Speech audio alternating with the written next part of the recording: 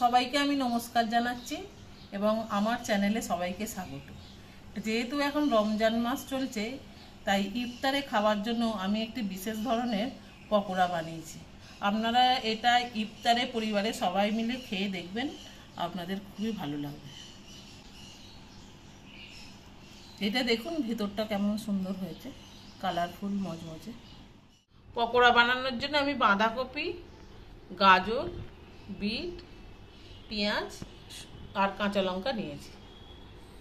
এবার বাঁধাকপিগুলো একটা পাত্রে দিয়ে দিলাম, গাজরটা দিয়ে দিলাম, বিটটা দিয়ে দিলাম, পেঁয়াজ কুচো দিয়ে দিচ্ছি, কাঁচা লঙ্কা দিয়ে দিচ্ছি, এর সঙ্গে ধনে পাতা, জোয়ান,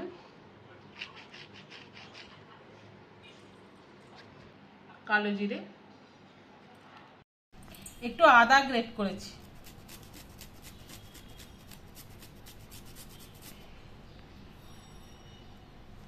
আর পরিমাণ মতো নুন। এবার আমি এটাকে ভালো করে মেখে নেব।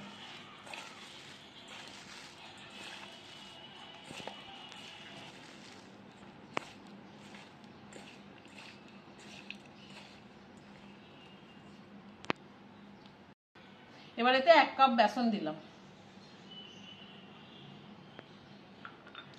দিয়ে ভালো করে মেখে নেব।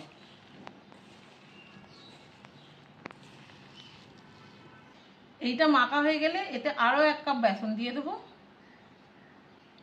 আর 1/2 কাপ মতো চালের গুঁড়ি দিয়ে দিচ্ছি। এবার এতে 1 চামচ হলুদ, শুকনো লঙ্কা আর ধনে গুঁড়ো দিলাম। এইগুলো এবার ভালো করে মিক্স করে নেব। এতে কিন্তু একটুও জল দেবেন না, এ থেকে যে জলটা বেরোবে তাতেই আপনারা বেসন দিয়ে ভালো করে মেখে নেবেন। ভালো করে মাখা হয়ে গেলে সামান্য খাবার সোডা দিয়ে আবার একটু মেখে নেবেন।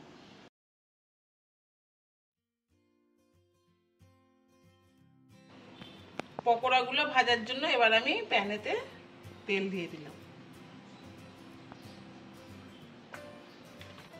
এবার এইরকম আকার করে তেলে ছেড়ে দেবো। ভাজার সময় গ্যাসটাকে একটু লো রাখবেন, তাতে ভালো করে ভেতর পর্যন্ত মুচমুচে করে।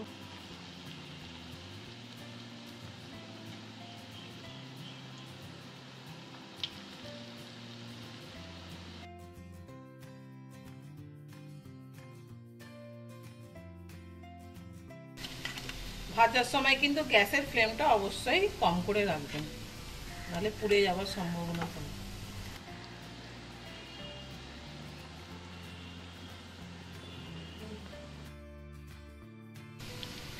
এই পিঠ ভালো করে লাল করে ভাজা হয়ে গেছে।